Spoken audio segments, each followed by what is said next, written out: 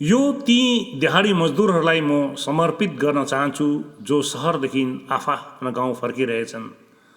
उनीहरूको व्यथा, उनीहरूको उत्पीडन र उनीहरूको दर्दहरूलाई समेटेको छु मेरो कवितामा।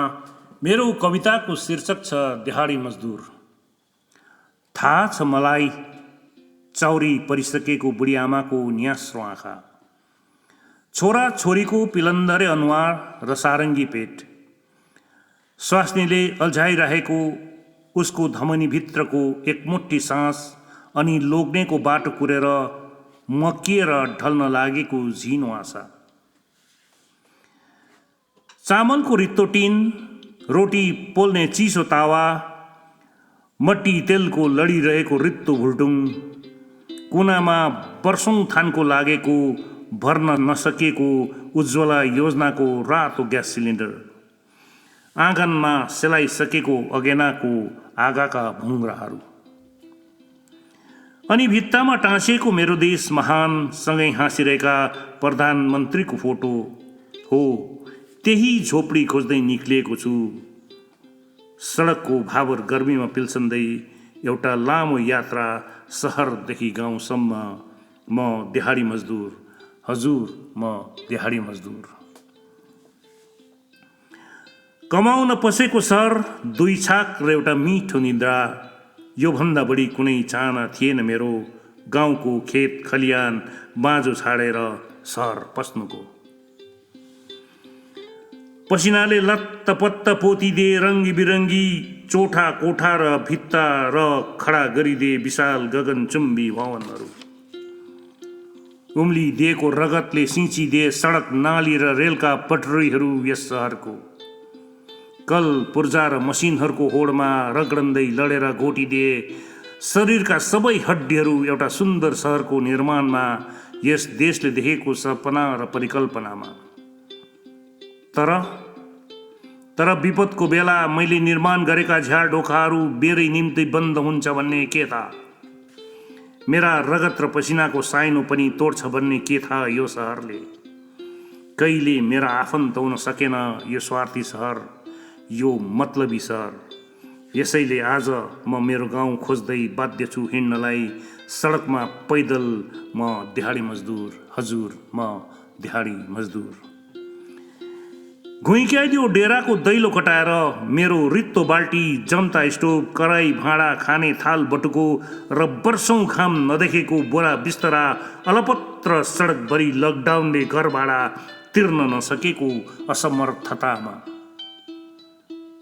गाउँबाट साँचेर ल्याएका सपनीहरू छरष्ट थिए यहाँको चौरा र गल्लीहरूमा।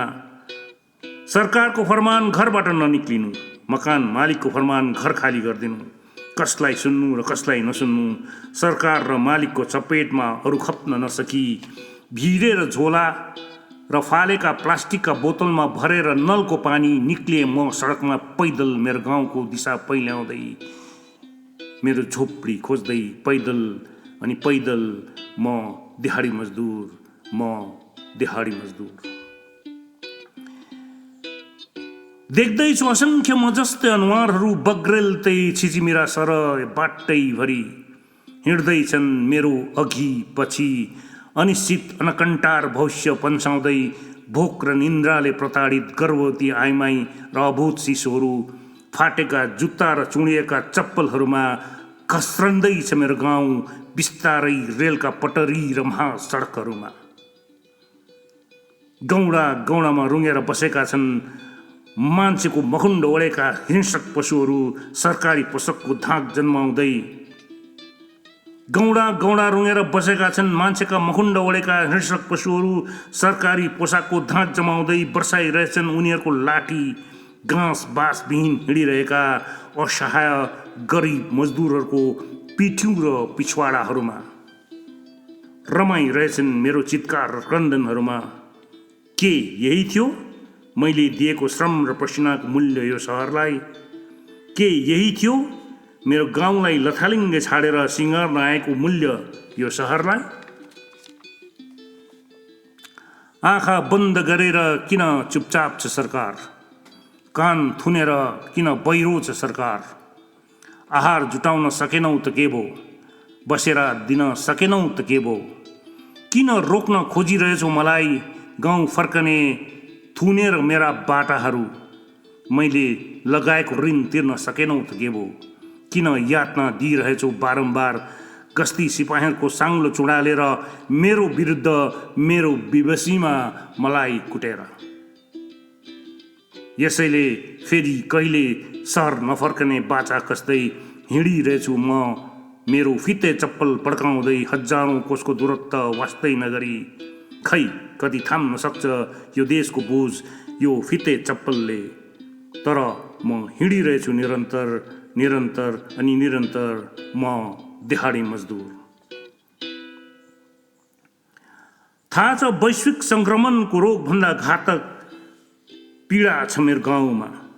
थाहा छ मलाई भोक र प्यासले अकाल मृत्युको ताण्डव नाचिरहेको छ झोपडी झोपडी मेरो गाउँमा। यो पनि थाहा छ मलाई यति लामो यात्रामा म मर्छु वा बाँच्छु, कारण मर्दैछन् अनेकै दिहाडी मजदुरहरू खान नपाएर पल्टेर भान रेलका पटरी र छादेर रगतका फाल्साहरू हिँड्दा हिँड्दै बाटाहरूमा। तर पनि हजारौँ माइलको दूरत्वलाई पाइला पाइला परास्त गर्दै लम्किरहेछु बिस्तारै मेरो गाउँतर्फ। तरै पनि म हजारौँ माइलको दूरत्वलाई पाइला पाइलामा परास्त गर्दै लम्किरहेछु बिस्तारै बिस्तारै मेरो गाउँतर्फ। थाहा छ मलाई सहरबाट फर्काइएको यो रित्तो हत्केलाहरूले भोकाहरूको निम्ति भात दिन सक्दैन। तर पनि म उनीहरूको निम्ति विकट परिस्थितिसँग जुझ्न सक्ने आँट र भरोसा लिएर फर्किएको छु।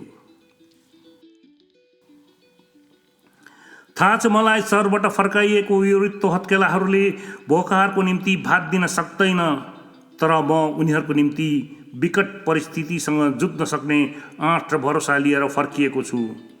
थाहा छ उभिनै नसकिने विकलाङ्ग छ मेरो गाउँ, तर म बैशाखी लिएर फर्कँदैछु हिँडाउन र थाम्नलाई मेरो लङ्गडो गाउँ। अनिश्चित भविष्यको अन्धकारमै भाउन्डरमा हुमिएको मेरो गाउँलाई म हातमा विश्वासको राँको बोकेर फर्किरहेछु जोग्याउनलाई डोर्याउनलाई उज्यालो दिशातर्फ। अब ढोका ढोका कुर्दै ताबेदार बनी सलाम ठोक्नु छैन यो सहरलाई। यसैले पाइला पाइला गन्ती गर्दै हिँड्दैछु निरन्तर फर्किएर मेरो गाउँतर्फ अनि खोजिरहेछु यस देशको मानचित्रमा हराएको मेरो सानो गाउँलाई। यसैले पाइला पाइला गन्ती गर्दै हिँड्दैछु निरन्तर फर्किएर मेरो गाउँतर्फ अनि खोजिरहेछु यस देशको मानचित्रमा हराएको मेरो सानो गाउँलाई। म दिहाडी मजदुर हो हजुर, म दिहाडी मजदुर हो, म स्वाभिमानी दिहाडी मजदुर। धन्यवाद। म शमशेर अली। तपाईहरू सबैलाई रैथाने च्यानललाई सब्सक्राइब अनि सेयर गरिदिनु हुन युट्युबमा अनुरोध गर्दछु।